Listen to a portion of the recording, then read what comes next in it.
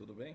Então hoje, sexta-feira, dia 26 de junho de 2020, eu estou gravando essa videoaula aqui para discutir um pouco com vocês a respeito dos aspectos construtivos das máquinas de indução, tá?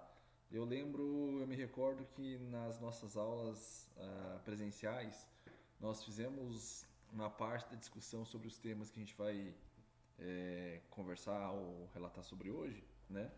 No entanto, eu julgo que é bastante importante ah, essa questão da fixação sobre os aspectos construtivos, interpretação da placa de identificação do motor, a identificação dos cabos, formas de ligação, né? E essa parte ela é bastante importante também a complementação prática, tá certo? No entanto, essa complementação prática a gente não pode fazer no momento e a gente vai combinando, né? Ou vamos buscar alguma alternativa para depois fazermos essas atividades práticas e comprovarmos tudo que a gente está discutindo em laboratório. Tá ok, gente? Então, como a gente já tinha visto, né, os aspectos da estrutura básica do motor, da parte do estator e do rotor, isso aqui acho que já está bem explorado, né? A gente não precisa gastar muito tempo nessa questão aqui. No entanto, só frisar, né, a questão aqui do núcleo do motor, que tem a mesma característica do núcleo do transformador, que esse núcleo aqui ele é laminado, ele é fatiado, né, justamente para poder diminuir as perdas pelas correntes parasitas, né, pelas correntes de Foucault, tá certo? As correntes induzidas no próprio material, no próprio núcleo, tá certo? Então, por esse motivo que o núcleo ele é fatiado, ele é laminado, tá? Sendo que entre as lâminas há uma película de esmalte isolante, uma isolação, de tal forma que a gente faça o isolamento elétrico entre as lâminas do motor, tá? O rotor da máquina tem a mesma característica se a gente estiver trabalhando, por exemplo, com o motor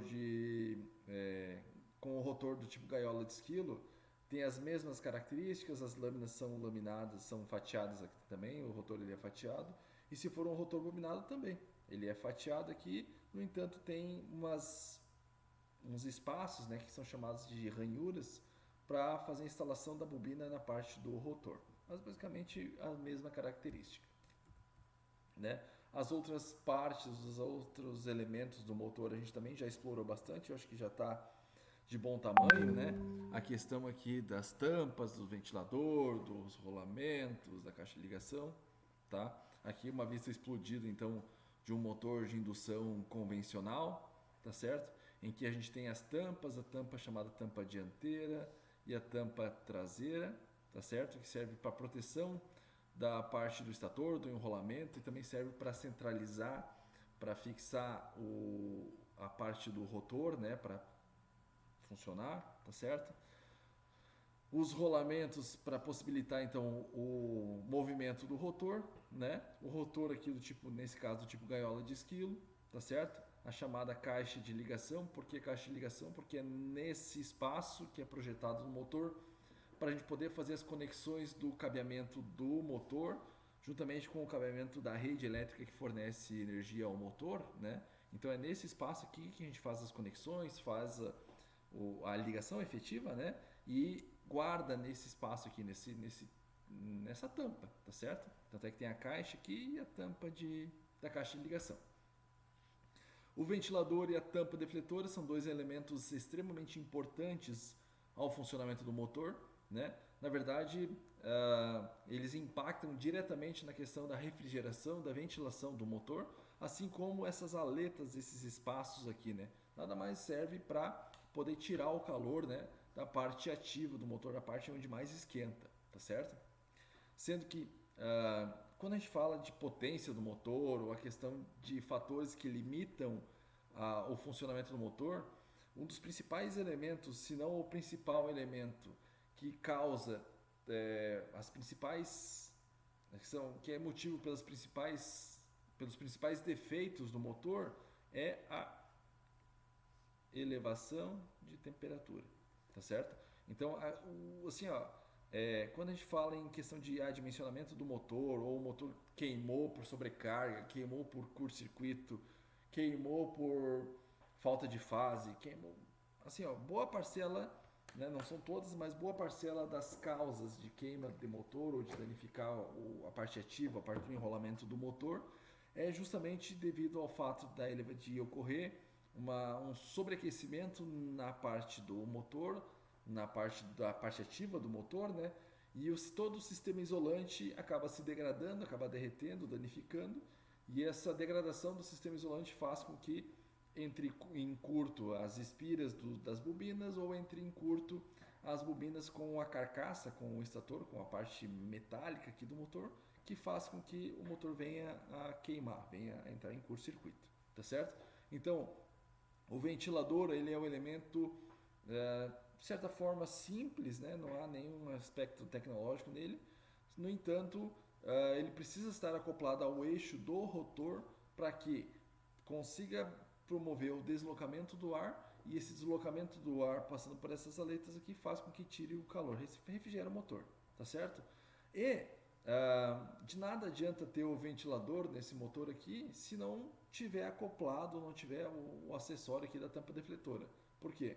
Porque é a tampa defletora que vai fazer o quê? Que vai, além de proteger, né, tem essa parte de trás aqui, né, estriada aqui, vazada, com esses espaços aqui, para passar o ar, para possibilitar a entrada de ar, e além de servir como proteção mecânica, né, para ninguém, por exemplo, botar a mão aqui ou uma peça, qualquer coisa encostar nesse ventilador, essa tampa defletora ela é responsável por fazer o direcionamento do ar, ou seja, o ventilador vai produzir o vento, vai produzir o movimento do ar de tal forma, de tal direção, e a tampa defletora vai fazer o quê? Ela vai direcionar o vento, o ar, né, a passagem do ar, para que justamente circule por essas aletas aqui do motor, tá certo? Então de nada adianta ter o ventilador sem a tampa defletora e de nada adianta ter a tampa defletora sem o ventilador. São elementos que funcionam somente em conjunto, tá certo? Aqui uma outra vista de um motor de indução, tá? É um motor de indução trifásico, aqui a caixa de ligação, parte do rotor, estator e todas as outras peças aqui que eu acho que já está bem explorado. Alguns elementos que eu me recordo que a gente já comentou na nossa aula enquanto nós estávamos em aula presencial, no entanto, é bastante importante vocês terem a plena consciência, tá, de como interpretar esses dados aqui da placa de identificação de um motor. Tá? Aqui, por exemplo, eu estou pegando um exemplo de uma placa de identificação do fabricante WEG, tá? Só que todos os motores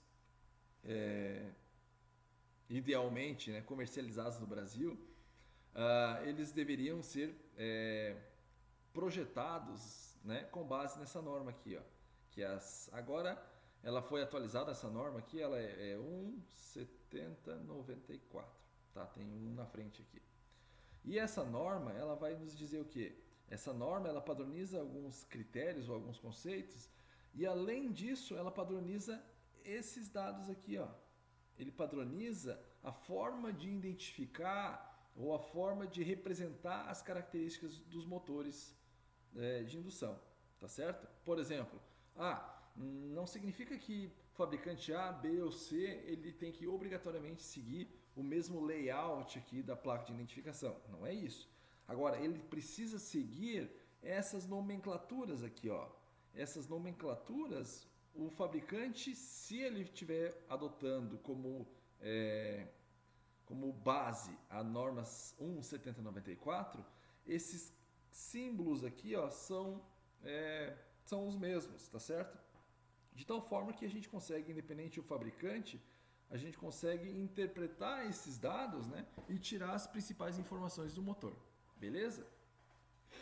Quando a gente analisa um motor, nós vamos, ou a placa de identificação desse motor, essa identificação ou essa análise ela vai partir por duas vertentes, digamos assim, tá? Um dos critérios, um dos conceitos que a gente vai analisar são os conceitos elétricos, tá? Potência, tensão, corrente, tipo de ligação para fazer a conexão elétrica, tá certo? Frequência. E outro critério que a gente vai analisar são as características mecânicas. Por exemplo, qual a rotação do motor, qual que é eventualmente os rolamentos que são instalados nesse motor para uma possível manutenção, e assim por diante, tá certo, gente? Então vejam só, algumas informações que são muito relevantes na análise de um motor, tá certo? Primeiro aqui, o rendimento. Nesse exemplo aqui é um motor que tem um rendimento de 92,5%, tá? O que significa isso? Significa que de 100% da potência elétrica consumida pelo motor, a potência ativa, tá certo? 92,5% é convertido em potência útil ou está disponível na ponta do eixo do motor, tá certo? E o restante é perdido lá nos critérios lá das perdas nos enrolamentos do estator, a perda no rotor, perda por ventilação, perda por atrito, as perdas suplementares, as perdas no núcleo, tanto do estator quanto no rotor e assim por diante, tá certo?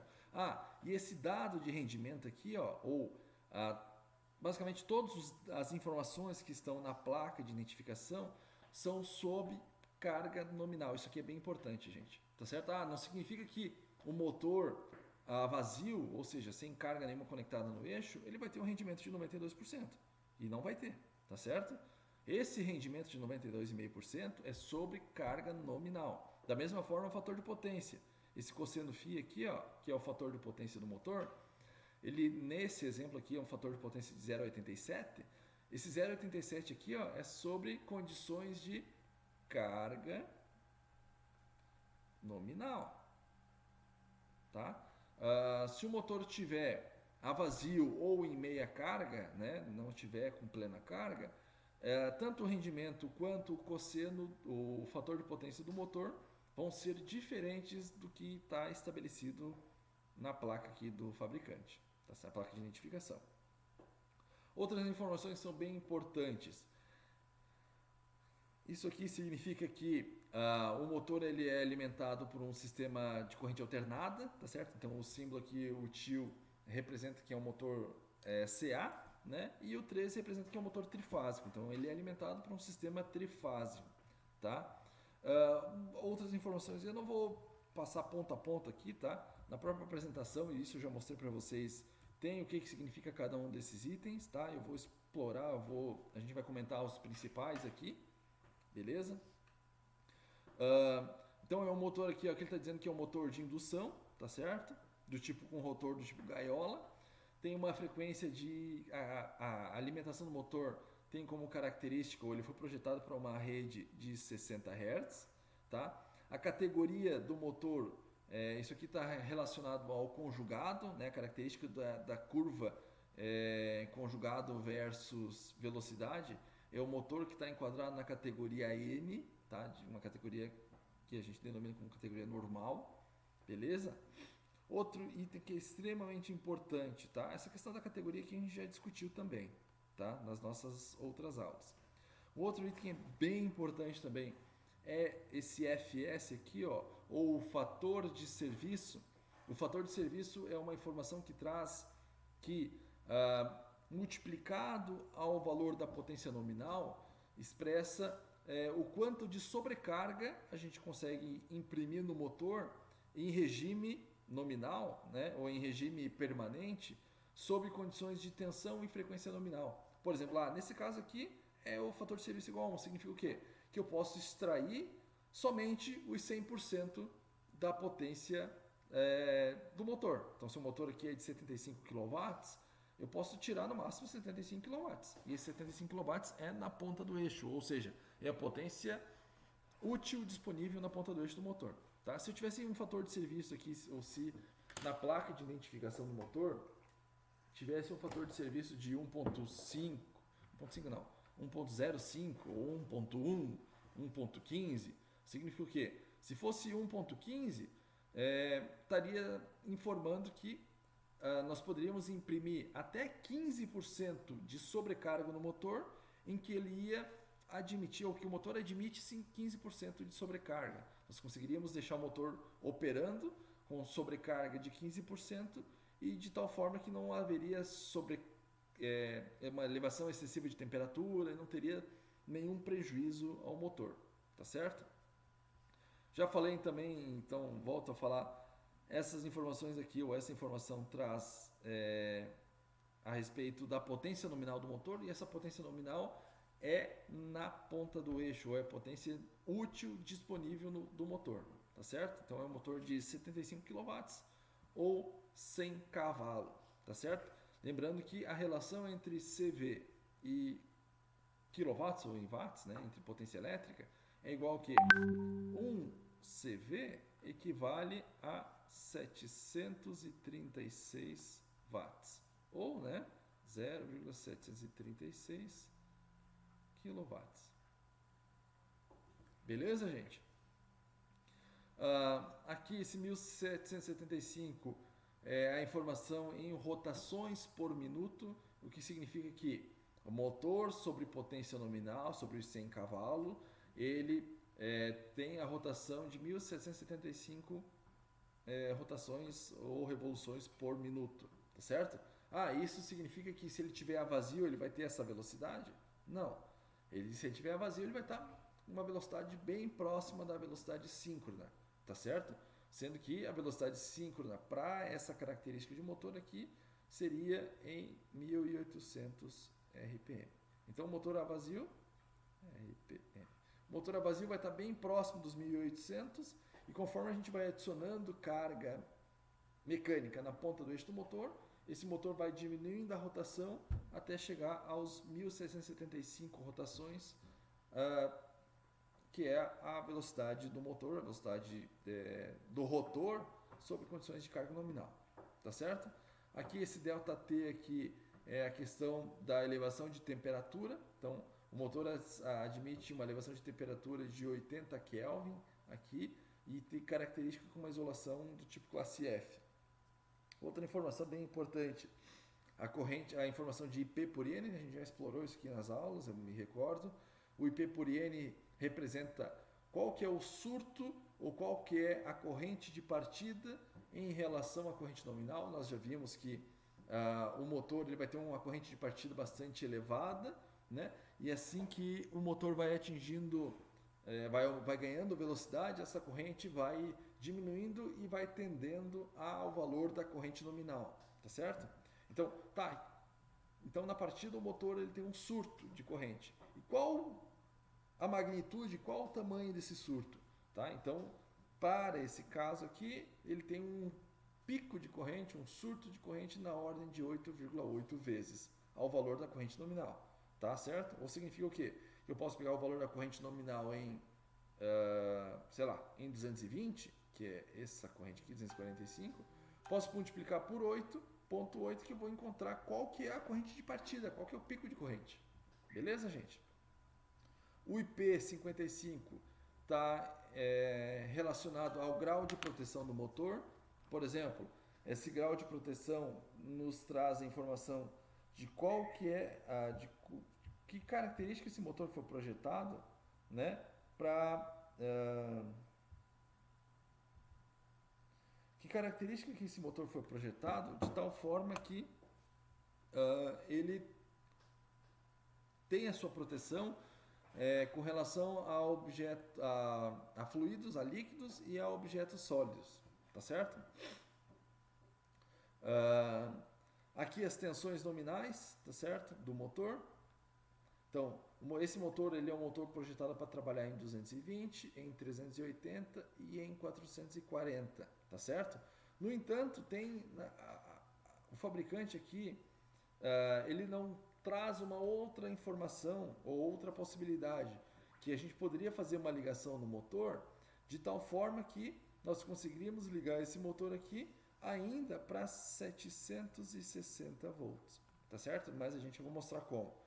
E de acordo com essas tensões vai ter as suas respectivas correntes. Ou seja, se eu ligar o motor em 220, ele vai ter uma corrente nominal de 245 amperes. E se eu ligar o motor em 440?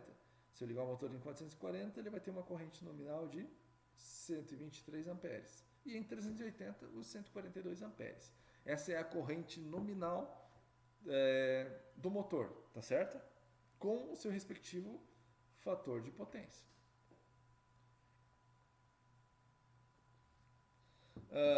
Além disso, na placa de identificação do motor, ele traz qual a ligação que deve ser feita, tá? Quais as conexões, os cabos de saída para fazer a ligação ou para 220, ou para 380, ou para 440 e ainda para 760, tá certo? No entanto, nós vamos verificar a padronização de identificação desses cabos e vocês vão saber ligar esses cabos aqui sem decorar essas conexões aqui. Para eu poder ligar o motor em 380, nós teríamos duas alternativas, ou três alternativas. Primeiro, consultar a plaqueta, consultar a placa de identificação do motor. Beleza? Tá, e se o motor não tem placa de identificação? Se o motor não tem placa de identificação, a minha segunda alternativa é o quê? É decorar essa ligação. Eu vou saber que todo motor que for 12 fios, ou que tiver essa possibilidade de ligar em 4 tensões, para 380 eu vou ter que ligar o 456, o 10, o 11 e o 12. O 10, 11 e 12, tudo junto. E aí eu vou ligar o quê? O 1 com o 7, o 3 com o 9 e o 2 com o 8. Eu posso decorar isso. Tá certo? Ótimo. Mas, e se eu esquecer de como é a ligação decorada? Então a gente vai estudar, a gente vai verificar uma forma de, simplesmente associando, né, as nossas aulas de circuitos 2, das conexões delta e estrela, associando esse conhecimento aqui, nós podemos ligar qualquer motor de indução trifásico, tá? Independente se ele for um motor de 6 fios de saída, de 9 fios de saída ou de 12 fios de saída, simplesmente sabendo algumas definições associadas à conexão delta e estrela. Tá certo, gente? Além disso, outras informações relevantes ao motor. Regime de trabalho, tá? Eu vou mostrar para vocês aqui algumas características dos regimes de trabalho, tá? Então esse aqui é o regime S1. Características de rolamento, tá? Então esse motor aqui, ele apresenta, tem tanto na parte dianteira quanto na parte traseira, tem o rolamento 6.314. Esse código aqui, ele traz alguma informação com relação à dimensão do rolamento, que a gente vai ver numa outra aula ainda, tá certo? Nesse caso aqui, dessa placa de identificação, se traz a informação também quando existe uma indicação ou uma recomendação de que a cada 9.000 horas de trabalho desse motor, né, se o motor está trabalhando em regime contínuo ou intermitente, não importa, mas a cada 9.000 horas, 9.789 horas de trabalho desse motor, né, é recomendado fazer o processo de reengraxamento, né, ou de relubrificação dos mancais, dos rolamentos, tá? Reengraxamento, nem sei se existe essa palavra, tá? Mas a relubrificação desses mancais, né, de tal forma que a gente vai aplicar, é recomendado que aplique 27 gramas de graxa, tá? Com essa característica aqui. Então o fabricante está indicando esse fabricante aqui, ó. O fabricante do motor está indicando essa graxa aqui. Essa é a graxa original, digamos assim, né, utilizado pela WEG, pelo fabricante, tá certo? E a WEG indica que se utilize essa graxa e aplique a cada 9.000 horas as 27 gramas. O motor tem um peso total de 462 quilos. Então aqui, ó, cada um desses itens aqui se tem a definição do que serve, para que é, o que traz de informação, tá? Aqui aquelas categorias, a categoria do motor, né, com relação ao conjugado e velocidade. Então, a característica de conjugado versus velocidade do motor. Então, para as três categorias, de acordo com a norma, né, aqui é 1.7094, né? A categoria N, que é a daquele motor da placa de identificação aqui, ele tem essa relação, essa característica de conjugado versus velocidade. Se fosse um motor com categoria H, teria uma relação de conjugado versus velocidade maior. e categoria D uma outra característica aqui. Beleza? A classe de isolação dos motores. Isso aqui está associado principalmente à característica ou à suportabilidade térmica dos isolantes, dos materiais utilizados no motor, tá certo? Quais os isolantes? Existe um material isolante que é empregado aqui, por exemplo, ó. Aqui no desenho está representado por esse papel marrom aqui, né? Que você envolve a ranhura, tá certo? Que se envolve a ranhura aqui, ó. Tá enxergando? Deixa eu ver se eu consigo dar um zoom aqui. Que a gente envolve a ranhura.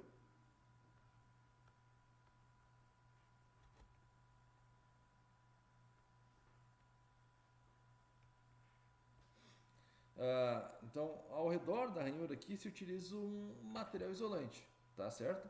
Esse material isolante ele tem uma característica de isolação, uma característica de suportabilidade térmica, suportabilidade com relação à elevação de temperatura, tá? E a isolação ou o dado da placa aqui, ó, esse dado de placa está trazendo qual que é a classe de isolação do motor ou dos materiais isolantes utilizados no motor, tá certo? Então, e traz informação de qual que é a temperatura máxima que se pode chegar ao motor. Então, se for, por exemplo, aqui um motor foi construído de acordo com a isolação F, com a classe F, significa que o motor ele pode atingir até 155 graus. O ponto mais quente do motor ele pode atingir 155 graus. Que o motor vai trabalhar em regime permanente, em regime nominal e não vai ter nenhum prejuízo à questão do isolamento. Tá? Significa que foi para 160 graus vai queimar o motor?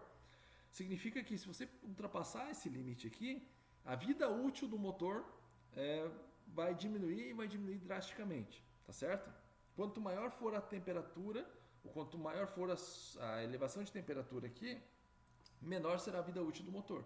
E se chegar a um ponto que, se eu aumentei muito a temperatura, estou dando sobrecarga no motor, essa temperatura ultrapassou 155 graus e ultrapassou bastante no ponto mais quente. Vai acontecer o quê? Que essa isolação vai se degradar, né? A vida útil dela vai tender a zero, de tal forma que o motor vai queimar, vai danificar. Tá? As outras informações aqui já passei para vocês. Com relação ao regime de trabalho, tá certo? Então, ó, o regime S1 se refere ao quê? Ao regime de serviço a que o motor será submetido, e para esse caso a carga deverá ser constante e em funcionamento contínuo. Significa o quê? Que o regime de trabalho na placa lá está do tipo S1. O regime S1 ele tem essa característica aqui, ó. Significa que quando a gente liga o motor, a carga ela é constante, então tem um valor de carga nominal aqui, tá certo?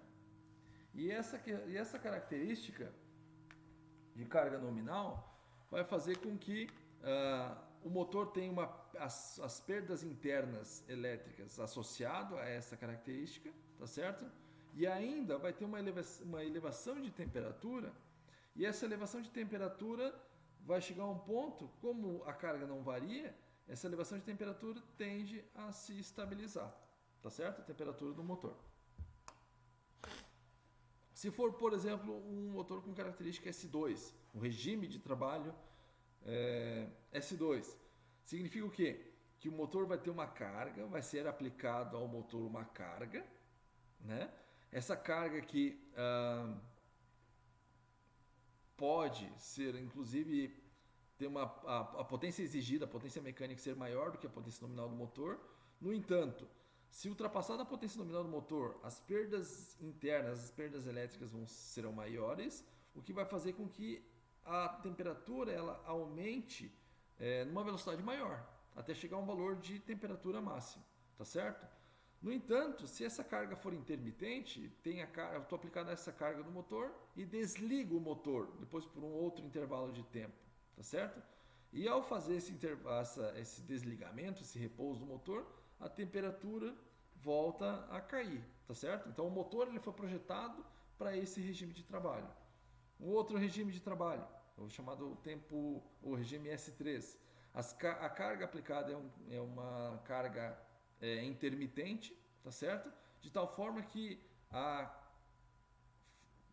análise ou a variação da temperatura com o tempo tem essa característica aqui, o motor esquenta, esfria. E essa característica, o motor ele foi projetado para um regime de trabalho S3. Na verdade, pela norma, tem um regime de trabalho até o S10, além dos regimes especiais. Então, cada um desses regimes tem uma característica de carga. E o motor, idealmente, ele seria projetado para esse regime de trabalho. Tá certo, gente? Naqueles materiais lá complementares que eu coloquei naquela pasta compartilhada no Drive, tem um material lá de um dos fabricantes que traz todos os regimes de trabalho, as suas características.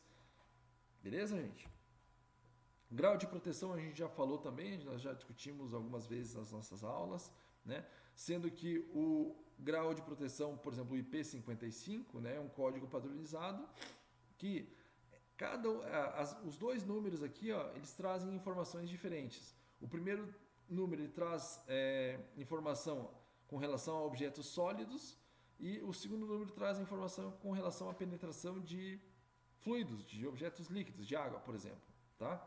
Se for um IP, por exemplo, o IP55, o IP55 diz que o primeiro 5 está dizendo que o motor ele é protegido contra poeira.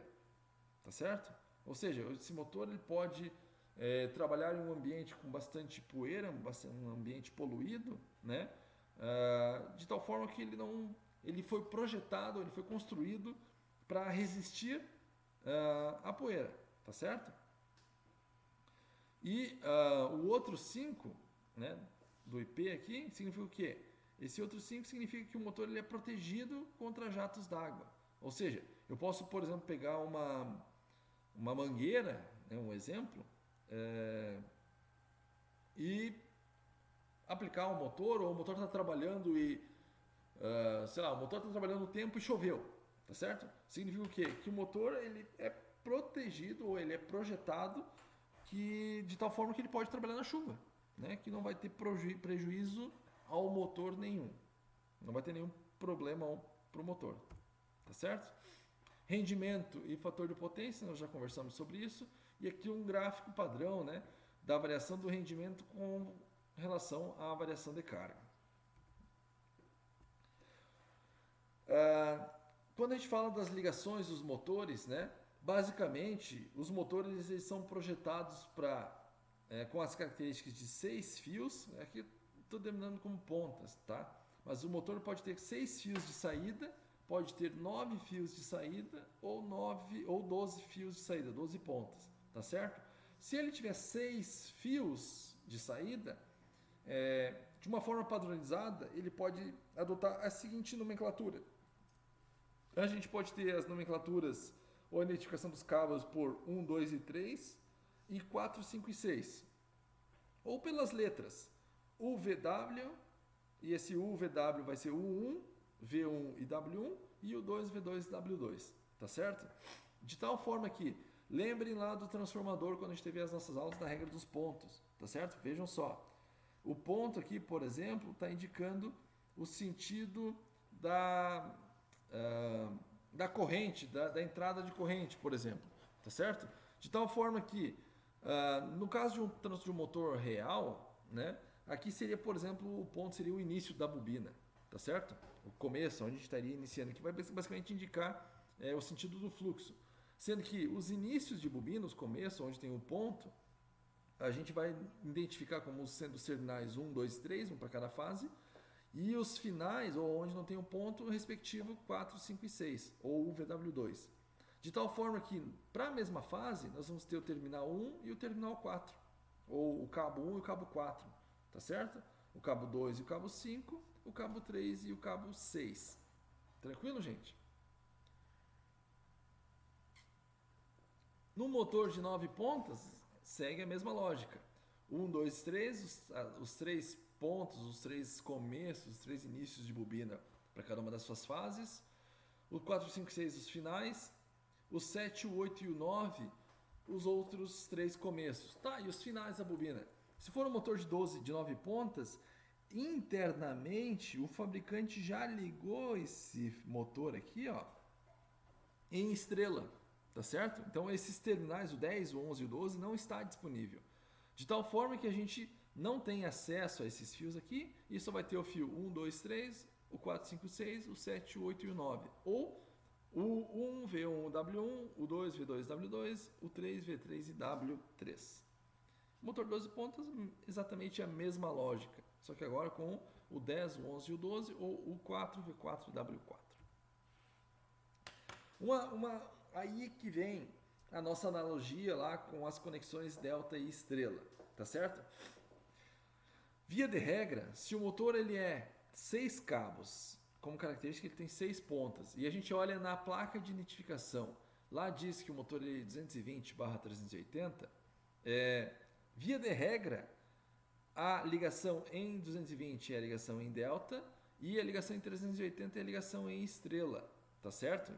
Ah, mas como assim? Recordem que na conexão em delta, deixa eu fazer aqui. Na conexão em delta,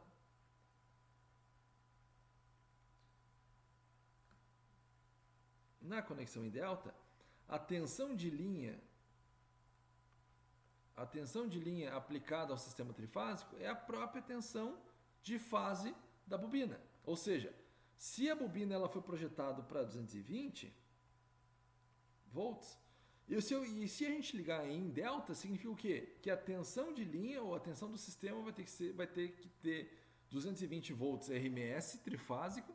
Por quê? Porque eu ligo em delta e aí a tensão da bobina vai ser a própria tensão do sistema elétrico, da característica de alimentação do motor. Tá certo? Ah, mas se eu tenho o mesmo motor e a bobina ela foi projetada para 220, e como é que eu faço para ligar esse motor em 380? Então vejam só. Aí vem a ligação estrela. Lembrem, a nossa bobina continua tendo como característica a alimentação em 220, certo? No entanto, se aqui, que é chamada tensão de fase, nós temos os 220 volts, quando a gente mede a tensão de linha, é igual ao quê? A tensão de linha é igual a raiz de 3 vezes tensão de fase. Ou seja, se eu aplico raiz de 3 vezes 220, vai chegar aos 380 volts, 381. Tá certo? Como assim? Significa o quê? Que eu estou alimentando o motor com 380 volts, no entanto, devido à característica de ligação desse nosso motor, a bobina continua recebendo os 220 volts, tá certo? A bobina ela continua com a sua tensão nominal, com a tensão de projeto. Então a gente estabelece o número de espiras do motor, da bobina aqui, ó, de acordo com a tensão. É a tensão, né, que vai, e a característica interna do núcleo do projeto do motor, tá certo? Mas se eu tenho aquele motor com aquele núcleo, né, com aquele estator, e eu quero modificar a tensão do motor, a tensão de alimentação, esse novo projeto ou esse novo ajuste é feito de acordo com o nível de tensão, tá certo? E se a bobina é projetada para receber 220 nela, independente da ligação que a gente vai fazer, a bobina, a gente tem que garantir os 220 volts na bobina, tá certo? Por isso que fica delta estrela, 220 e 380. Da mesma forma, se na placa de identificação do motor continua sendo um motor com 6 cabos e essas ligações e essas possibilidades de tensão. Significa o quê? Para ligar em 380, nós temos que ligar em delta, e para ligar em estrela, ou para ligar em 660, eu tenho que ligar em estrela. Ou seja, essas duas tensões têm uma relação raiz de 3. Tá certo? Pelo mesmo motivo que a gente discutiu anteriormente. Se for um motor de 9 cabos, então esse motor de 9 cabos, de 9 pontas, aí eu não consigo fazer ligação delta-estrela. Por quê? Porque a bobina de baixo, ela já está ligada em estrela internamente. Ó. Essa aqui ó, já tem uma ligação em estrela. Então o motor, como característica de 9 cabos, 9 fios, a gente não consegue ligar em delta, a bobina de baixo. Tá certo? Então, o que acontece? E a bobina de cima, esse conjunto de bobina aqui, ela é idêntica à bobina de baixo. e as tensões das bobinas têm que ser a mesma. Ou seja, a única ligação que nós conseguimos fazer num motor de 9 cabos, de 9 fios, é a ligação estrela, que é uma ligação estrela paralelo, ou seja, eu vou fechar uma estrela em cima também, ou seja, vou ligar o 4, o 5 e o 6, fechar uma estrela, tá certo? E a gente liga essas duas estrelas em paralelo. Vou fechar o 1 com o 7, o 2 com o 8, o 3 com o 9. De tal forma que a gente está ligando estrela em paralelo com essa estrela e o motor ele fica projetado para 220. Tá certo? Notem. A tensão da bobina é a mesma. Beleza? A tensão nessa bobina 1 é igual à tensão da bobina 2, que é igual à tensão da bobina 3. Ah, que tensão que é? Se nós temos 220 aqui, tensão de linha, a tensão na bobina aqui vai ser o quê? 127 volts. Tá certo? Então essa bobina foi projetada para 127. Ah, mas e como é que eu faço para ligar em 440 então? Para ligar em 440, notem, nós não estamos modificando o motor, não estou abrindo, não estou rebobinando, não estou fazendo nada. Então a bobina aqui continua com 127 volts. Aqui também, 127 volts. Tá certo? Notem que quando a gente faz a ligação para 440, nós estamos fazendo o quê? Nós estamos fazendo essa ligação séria. Ó. Eu estou ligando o fio 4 com o fio 7. De tal forma que a tensão da bobina 1 eu estou somando com a tensão da bobina 3. Da mesma fase aqui. A bobina 4, desculpa. Né? Estou pegando essa tensão somando com essa. De tal forma que se eu somar essas duas tensões e depois multiplicar por raiz de 3, nós vamos ter os 440 volts aqui. Beleza, gente? Se for um motor com as tensões, um motor com 9 fios e as tensões de 380 e 760, a mesma coisa, tá certo? Exatamente a mesma lógica. Se for um motor de 12 fios, tá? E se for um motor de 12 fios, nós podemos ligar nessas 4 tensões diferentes aqui, ó. Sendo que o motor vai ter a mesma característica de torque, de potência, de velocidade, vai ser tudo igual. O motor vai ter a mesma característica. Só estou mexendo o quê? Se a gente está aumentando o nível de tensão, consequentemente a corrente acaba diminuindo, né? A corrente nominal acaba diminuindo, mas a potência do motor, aqui eu fiz uma potência monofásica, tá? Vamos fazer aqui para não incorrermos ao erro. Então, a potência do motor, se é um motor trifásico, a potência trifásica vai ser igual ao quê? 3 vezes a potência monofásica, né? E a potência monofásica vai ser igual ao quê? Tensão vezes corrente. Simples assim, tá? Vezes cosseno do ano, vezes o fator de potência. No entanto, vejam só, se a gente mantém o P constante, se eu estou mantendo a mesma potência do motor, não estou modificando, se eventualmente nós fizermos uma ligação que aumenta o nível de tensão, para manter P constante, a corrente vai ter que diminuir, tá certo? Então, aumentando o nível de tensão, diminui o nível de corrente, no entanto, a potência do motor é igual. E aqui segue a mesma regra. O motor, ele vai ser projetado, ou ele vai ter as seguintes ligações. Aqui vai ser a ligação delta, delta, um delta paralelo, aqui estrela, estrela, aqui um delta série e um estrela série, tá? Vejam só, como assim? Cada bobina dessa aqui, ó, ela foi projetada... Vamos mudar essa cor.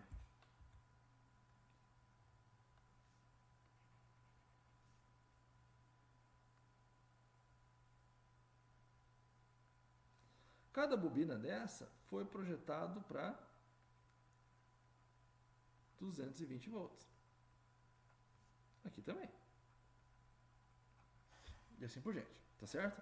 Vejam só, se a gente está ligando em delta e eu quero ligar esse motor em uma rede trifásica de 220, veja só, a bobina 1, ela está em uma das fases, a fase R, por exemplo, aqui, né? E a outra fase está na fase S, a outra terminal da bobina na fase S, ou seja, em cima da bobina aqui, ó, em cima dessa nossa bobina, tem tensão de linha, tá certo? como dessa bobina aqui, como da terceira bobina. Tem os 220. E como nós estamos ligando em paralelo, acontece exatamente a mesma coisa aqui, ó. Nós temos aqui os 220 volts. Beleza, gente? Por isso que, para fazer a ligação em 220, nós temos que fazer a ligação o quê? Delta paralelo. Tá? E aí, como é feito a ligação delta paralelo? Se nós temos aqui, ó, essa é sempre a mesma ordem, tá? Para o motor de 6 cabos, para o de 9 cabos ou para o de 12 cabos. Os pontos da bobina 1 aqui vai ser o terminal 1, 2 e 3 ou o VW1. Onde não tem o ponto do primeiro grupo de bobinas, 4, 5 e 6 ou o VW2. Onde tem o ponto do segundo grupo de bobinas, vai ser o 7, 8, 9 ou o VW3. E onde não tem o ponto do segundo grupo, 10, 11 e 12 ou o VW4. Tá? Para fazer ligação delta, nós vamos sempre ligar um começo com um final aqui, ó. Então vou ligar o 2 com o 4, 3 com o 5 e o 1 com o 6, tá certo? Então vou ligar a ligação vai ficar o quê? 1, 6, 2, 4, 3, 5, tá? E no segundo grupo aqui, no segundo delta, o 7 com o 12, o 8 com o 10 e o 9 com o 11, tá certo? Fiz a ligação em delta paralelo e fiz a ligação para o motor para 220. Ah, mas eu preciso decorar esses números? Não. A única coisa que você precisa decorar é o quê? Decorar, modo de dizer, é saber desenhar os três grupos de bobinas aqui, ó. Vou fazer a identificação das bobinas aqui. É isso que você precisa decorar. E outra coisa que você precisa decorar é o quê? Como marcar isso aqui? Então, 1, 2, 3, 4, 5, 6, 7, 8, 9, 10, 11 e o 12. Ou, né? Vou fazer aqui, vai ficar na mesma sequência, tá? Ou vai ser U, V e W. Se for na primeira coluna, na primeira linha, vai ser o U1. Se for na segunda linha, vai ser o U2. Que o 4, 5, 6 vai ser o U2, né? U, V, W2. Se for na terceira, vai ser o U3 e na quarta, o 4. Tá certo? Ótimo. Depois disso, eu vou apagar o U aqui só para não poluir muito o desenho, tá? Depois disso, o que vocês precisam saber? A ligação delta estrela, tá certo? Ah, eu sei que para o motor, para cada bobina, se em cada... Cadê meu mouse?